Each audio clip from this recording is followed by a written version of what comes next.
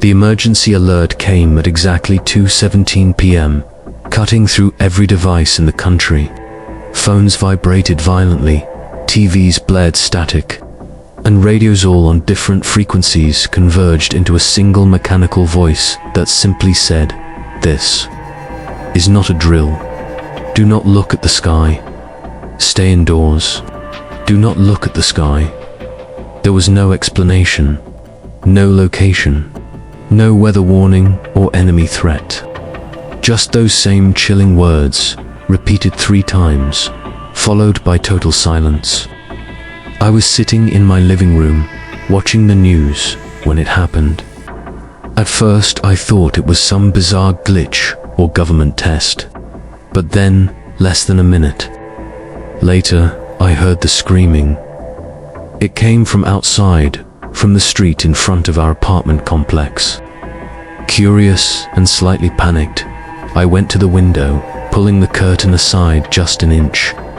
My neighbor, the one who always jogged shirtless with his headphones on, was standing completely still in the middle of the street. His face tilted upward, arms hanging limp at his sides. He wasn't screaming, he wasn't even breathing, just frozen like a statue. The screaming was from somewhere else, someone behind him. Maybe, and then I saw others begin to spill out of nearby buildings, people stumbling outside to see what the alert was about.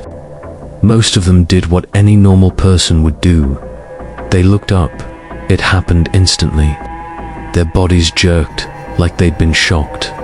Some collapsed, clutching their heads, while others just stared blankly at the sky, lips parted, trembling slightly. I backed away from the window, heart pounding, trying to comprehend what I was seeing. One man dropped to his knees and began sobbing uncontrollably. Another started laughing, high-pitched, unnatural, like something was forcing it out of him. And then, slowly, almost in sync, they all turned their heads toward the surrounding buildings, toward the windows, toward me. I let go of the curtain and fell back. I didn't want to believe it, but their eyes, they were wrong. Jet black, no whites. Like ink had been poured into their sockets, and their skin was changing, too draining of color, going pale like wax. That wasn't the scariest part, though. The scariest part was the silence. After the first few moments of screams and chaos, everything went quiet. All the people who had looked up were just standing there, perfectly still, watching. I tried calling my brother. No signal. The phone just displayed "no network" in bold red letters. Same with the TV. Static. My laptop wouldn't connect to Wi-Fi. It was as if the entire grid had gone dark, isolated us from each other. I thought about running, but I remembered the alert. Do not look at the sky. If I stepped outside, could I resist looking? Could anyone? It's instinctual. We hear a noise above us. We look up. That's what whatever this was wanted. An hour passed, maybe 2. I stayed in the middle of my apartment, away from all windows, all doors. I turned off every screen and covered the mirrors. But outside, the silence was breaking again. I heard voices only. They weren't quite human, not in tone or rhythm. They spoke in short, clipped phrases, over and over again, like a language being run through broken software. My name was one of the things I heard. At least, it sounded like my name, twisted and stretched, followed by clicking sounds that reminded me of insects tapping on glass. Then came the knock on my front door. Not loud, just one knock. And then a pause, and then another. I didn't move, I didn't breathe, but the knocking continued, steady, relentless, like it knew I was there and wasn't in any rush. I heard a voice, soft, familiar. It was my neighbor's child, The little girl who used to sell lemonade on the weekends. "It's okay to look now," she said in a sing-song voice. "They've gone." But her voice was too perfect, like someone had heard her once and was now playing it back. I held my breath. I didn't answer. Then I heard footsteps, bare feet, slapping against the tile. Not just one set, multiple, and then they stopped. Right outside my apartment door. Number. Sound. No breathing. Just silence. I could feel them there, waiting. That night, I slept in the bathtub with a towel over my head. I didn't dare peek through the blinds. I didn't dare test the warning. And when the sun rose the next morning, I waited until noon to check. The sky outside looked the same, blue, harmless. But the people were still there, standing, staring, watching the rest of us through our windows, waiting for one mistake. One glance. By the third day, bodies started disappearing, not rotting, not bleeding, just gone. They would blink, then vanish like static on a broken TV screen. The ones who had looked up never moved again, not even once. And now, some of them were beginning to smile. Wide, unblinking smiles that stretched just a little too far. I don't think they're people anymore. Now when I close my eyes, I see something above the clouds. A shape too big to comprehend, too strange to describe. I haven't looked at the sky, not yet. But I feel it waiting, stretching overhead like a living blanket of eyes and teeth. And the alert was right. The moment you look, it sees you back.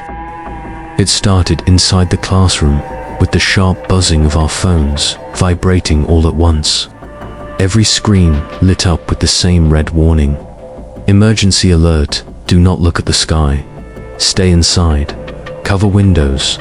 At first, we laughed.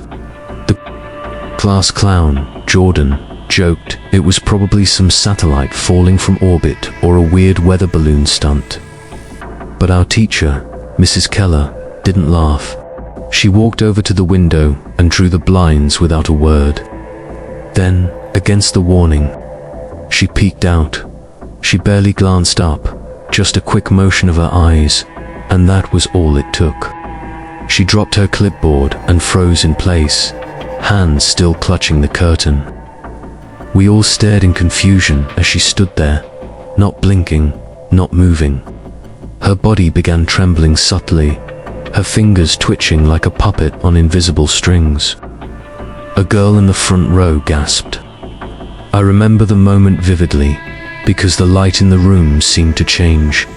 It dimmed, like something had passed over the building, not a shadow, but a pressure, like the sky itself had leaned closer. And then Mrs. Keller turned around. Her face was twisted, mouth open to wide, lips curled into a stretched grin that looked painful. Her eyes had gone completely black. Not the kind of black you see in horror movies, no. This was a bottomless void. There were no reflections, no whites, just endless depth, as if her sockets led into something not of this world. She began to move toward us, slowly, shakily, like someone unsure of how to walk in their own body. Nobody screamed at first. We were too stunned. It was only when she began whispering those broken, garbled syllables that the panic finally set in. They weren't real words, not in any language I've ever heard. They were layered, wrong, like she was speaking three things at once, but none of them made sense. It sounded like a voice trying to imitate human speech, but failing horribly.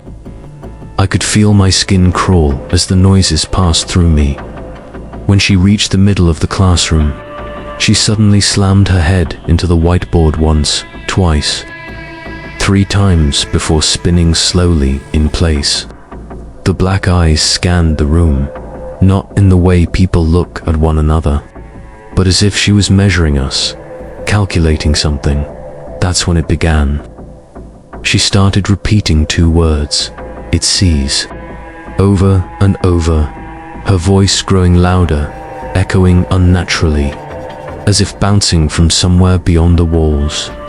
Jordan ran for the door first, but the lights in the hallway had gone out, casting flickering shadows through the glass window of the door. Something moved past the frame. He backed away, shaking, eyes wide. We all huddled at the back of the room, watching as Mrs. Keller approached one of the boys near the front, whispering directly into his ear. He didn't move, didn't flinch, just sat there, staring at the floor with tears running silently down his cheeks. When she was done whispering, he stood up without looking at anyone and walked straight into the wall. Not hard enough to bleed, just enough to fall. We barricaded the classroom door with desks and chairs. Another teacher tried to open it from outside. At least we think it was a teacher, but we didn't risk it. The voice didn't sound quite right. It kept repeating, "Let me in, I need help," over and over. No variation, no emotion. Just the same robotic phrase, like a broken recording by that point. We'd turned off every phone, covered the windows with jackets, and stayed away from anything reflective. The girl sitting next to me whispered that she'd seen the sky through Mrs. Keller's glasses, just a glint. But it was enough. Her nose started bleeding 10 minutes later, and she began humming a melody none of us recognized. Soft and slow, like a lullaby from another world. An hour later, we heard the sirens again outside. Not police sirens, something deeper, like a warning horn from underground. The emergency system kicked back in, blaring from every intercom, but this time the voice was distorted, slowed down, as if whatever was speaking through it was mimicking human speech, but didn't quite understand the cadence. "Do not look at the sky," it said. "Do not resist, you belong to it now." I don't know how long we stayed in that room. Time began to feel warped. The air was thick, too quiet, like sound itself had been muffled. At one point, one of the students tried to look outside through a small gap in the blinds. He didn't even get to speak before collapsing. His mouth opened, but no sound came out. His body convulsed and then went perfectly still, his eyes wide open and completely black. The last thing I remember before passing out was Mrs. Keller, sitting cross-legged on the floor in the corner, staring into nothing. Her smile had faded, but her eyes remained pitch black, as if they were windows to something watching from far beyond. She was still whispering, but now the words had changed. "The sky is open, the gate is above." When I woke up, I was in a white government van with tinted windows, surrounded by strangers in hazmat suits. They wouldn't tell me what happened, just asked if I'd looked. I said no. I'm not sure if I was lying. I think I saw a reflection, just for a moment. A shimmer on the tile floor beneath her feet. And now, every time I close my eyes, I see it again. A shape, massive and formless, swirling far above the clouds, waiting for someone to look up. Just once. They didn't die. That was the most terrifying part. The people who looked at the sky didn't scream and fall over, didn't burst into flames or disintegrate like some horror movie. They just stopped being who they were. Something in their faces went blank, like a light had been turned off behind their eyes. But it didn't stay that way for long. Within minutes, those blank expressions twisted into calm, unnatural smiles. Not joyful, not even sinister dash, just ... empty. Too wide, too perfect. Their eyes, pitch black and unblinking, stared straight ahead, and then they began to speak. but it wasn't really speaking, not at first. The sounds that came out of their mouths were wrong-layered and overlapping, as if multiple people were trying to speak through one throat. Words in strange patterns, like someone was learning a new language by copying the sounds phonetically. Sometimes they'd repeat phrases they'd overheard, mimicking the tone but missing the meaning, like hearing a parrot speak in a dead man's voice. One of the men in my apartment complex, a former pastor, stood in the parking lot repeating a child's nursery rhyme on loop. His voice sounded almost digital, warped at the edges, like a corrupted recording. The sky above them changed, too. Not drastically, not all at once, but it no longer looked like the sky I grew up with. The blue took on a grayish shimmer, like oil in water. And at night, the stars seemed wrong to many of them, too close together, arranged in patterns no astronomer could identify. I heard a scientist on the emergency radio broadcast say that satellite feeds were no longer aligning with the Earth's known position. It was like the sky itself had shifted, or been replaced. We gathered in my friend Kira's basement for safety. About 9 of us. We'd covered every window, every mirror, even blacked out the screens on our phones and TV with tape. One guy brought a laptop that he claimed had some encrypted military signal detector. He wanted to try to find out what was broadcasting the emergency messages. But when he turned it on, something strange happened. The screen didn't show signals. It showed shapes. Circles within circles. Spirals. Patterns that moved even though the image was static. Everyone who looked at it had a different reaction. Some said it made their heads hurt. Others said they saw something behind their own reflection. I saw my own eyes blink. But I hadn't blinked. We started noticing changes in the people who had looked up. Not just in their behavior, but physically. Subtle at first. Their skin lost its warmth and color. Their voices grew more synchronized. Their movements more precise. It was like they were connected by an invisible thread. I saw 4 of them standing on a rooftop, facing opposite directions like compass points. For hours, they didn't move, didn't speak, just stood there with their mouths slightly open. And the clouds above them pulsed with faint color, shifts like blues, greens, and reds that shimmered without any source. One night, Kira's brother saw someone he knew, his girlfriend, Emily, standing in their backyard. She'd disappeared. The day of the first alert, he ran to the window, lifted the curtain, and looked out. She smiled at him. Her mouth moved, but we couldn't hear what she said. Then he whispered, "She's calling me," and before any of us could stop him, he opened the door and stepped outside. He didn't look up. He didn't have to. He froze halfway across the yard and tilted his head as if listening to something. Only he could hear. Then he turned and looked back at us, but his face was already changing. His eyes went dark. His expression went slack. His lips curled into that same impossible smile, and he stood beside Emily like he had always belonged. There. Neither of them moved again for the rest of the night. From that point forward, we started noticing how fast it was spreading. The sky didn't need people to look anymore. Somehow, it was getting inside. Through screens, through dreams, through thoughts. People were starting to hum those same melodies we'd heard from the transformed. Soft alien tunes that didn't come from anywhere. And when someone started humming, they always stopped speaking soon after. Then they'd just smile and listen. I began hearing whispers. Not in the house, not even in my ears, in my head. Faint at first, like a memory trying to claw its way back. But the more I ignored it, the louder it got. It didn't sound threatening.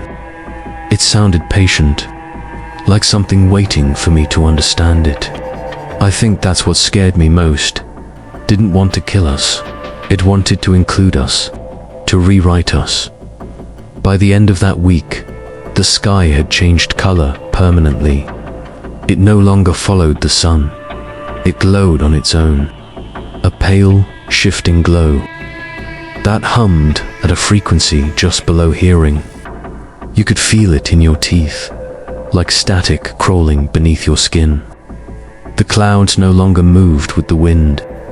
They moved with intent, drifting together into spirals and eyes, and shapes that pulsed like they were breathing. And the people below those who had once looked up, they were no longer people. They were reflections of something else. Walking, transmitters, hosts. And they were no longer content to stand silently. They were knocking on doors now, smiling in windows, singing lullabies just outside our walls. We didn't know what they were saying, but somehow, deep down, we all felt it. They were welcoming us, inviting us to join them. All we had to do was look up. We did everything we were told to do. After the emergency broadcast warned us not to look at the sky, people panicked, but some of us followed the rules. We shut every window, sealed the cracks with duct tape, turned off all lights, covered mirrors, phones, laptops, anything that could reflect even a sliver of the sky. We barricaded ourselves underground, some in basements, others in bunkers, storm shelters, garages. We thought we'd be safe as long as we didn't look, but safety was a lie. It wasn't about seeing anymore. It had found another way in. Was hiding in the storage basement of my uncle's hardware store, along with 6 others. We covered the only window with 2 thick mattresses and nailed wooden planks over it just in case. No light came in. The only sound was the low hum of a generator in the distance. Probably someone else in town trying to keep their fridge running.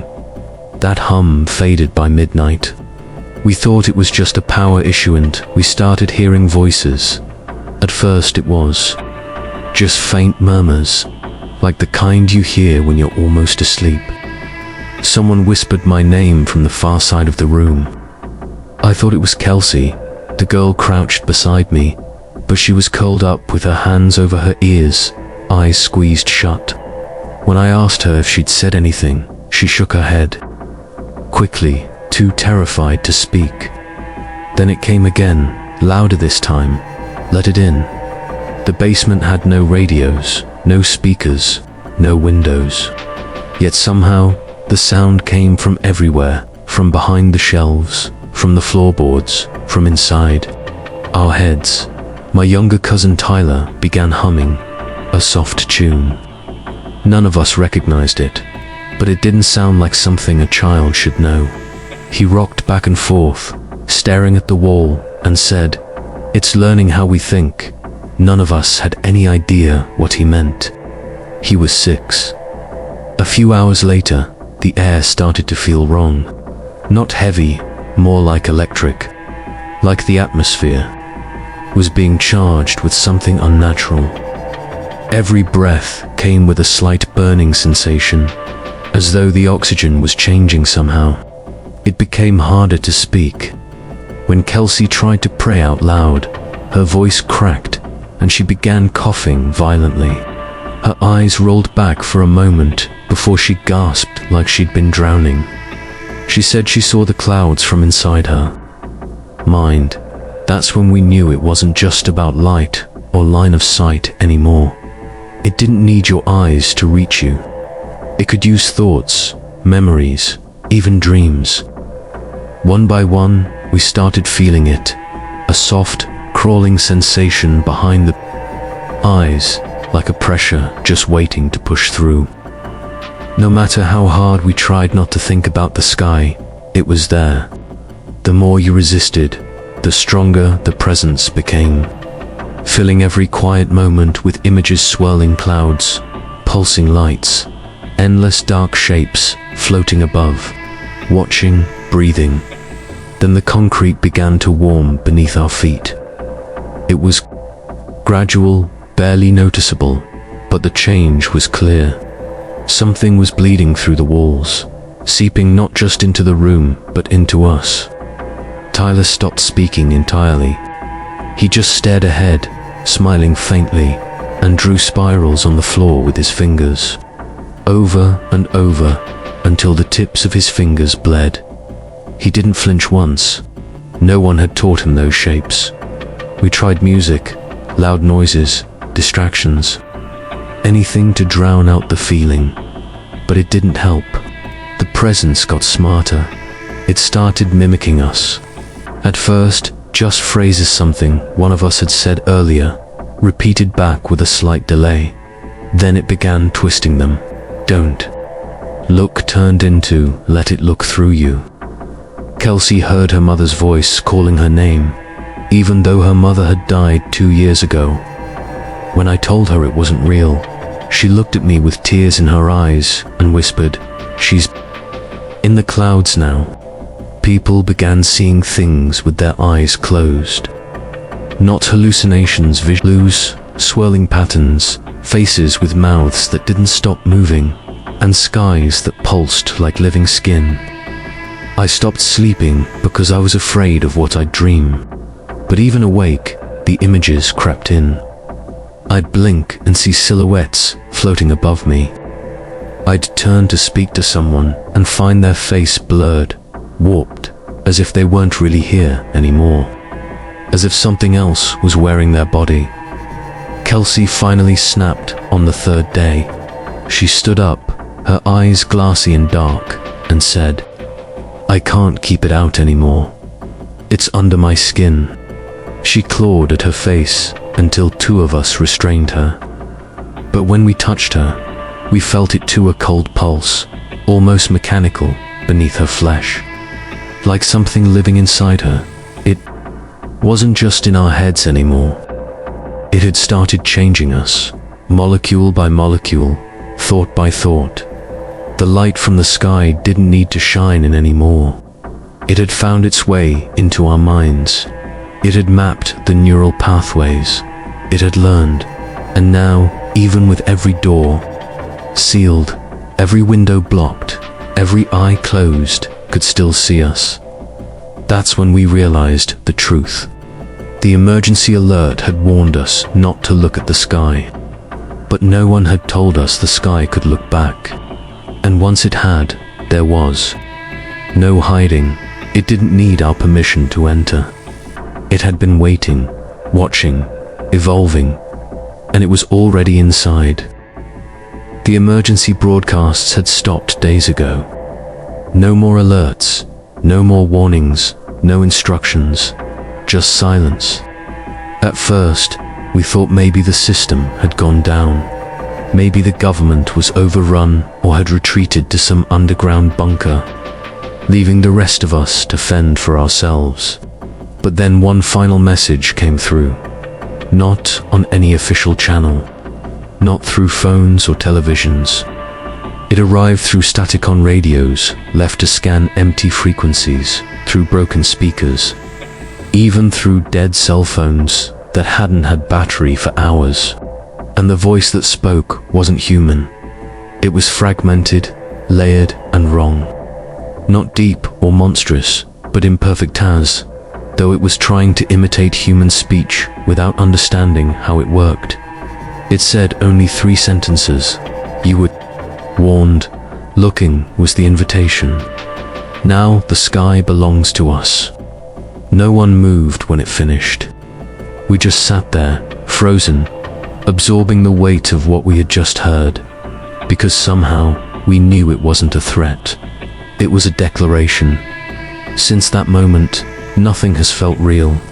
The rules that govern the world, the rules of light and gravity and time, they feel thinner now, like a veil stretched too far. And the sky, ... It's not a sky anymore. Not the one we knew. It doesn't move the same.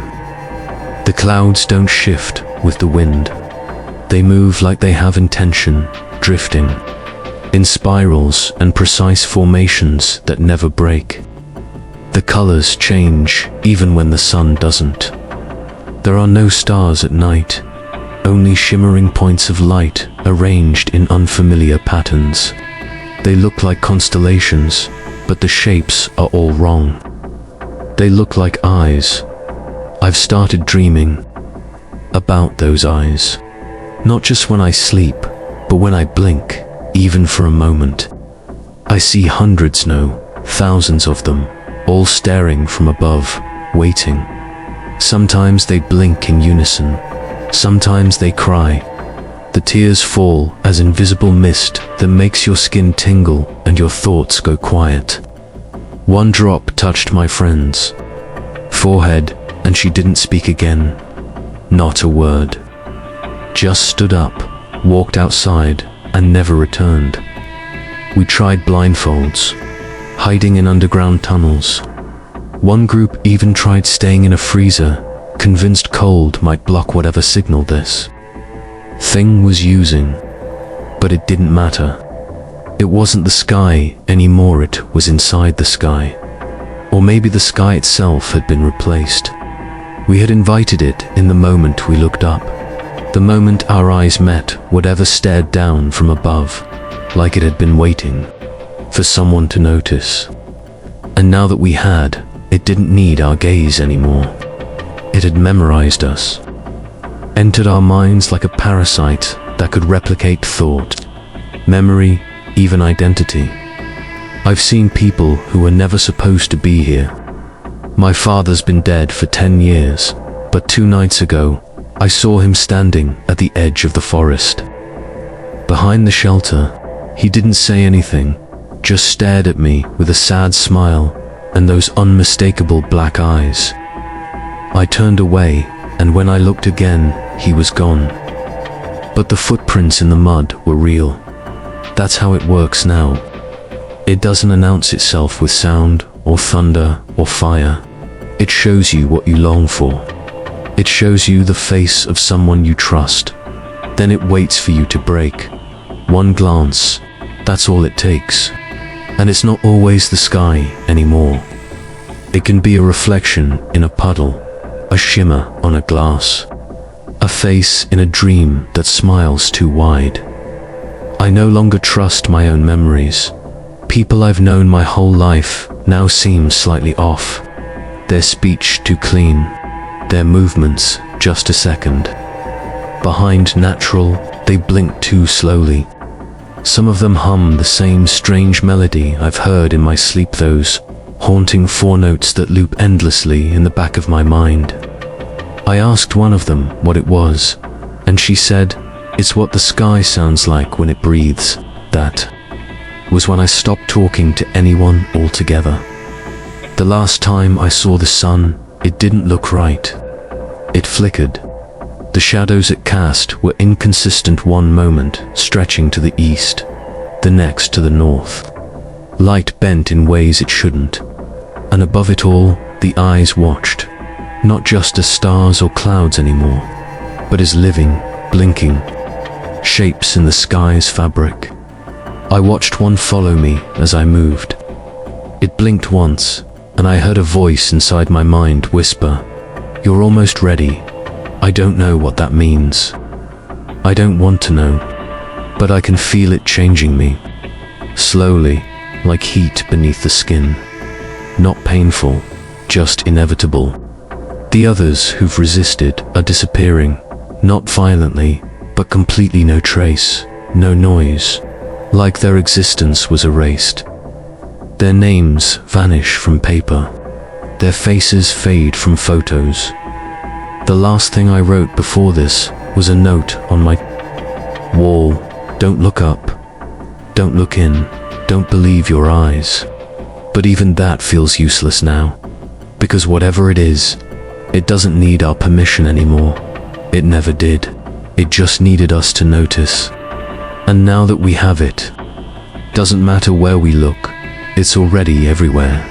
It's already us,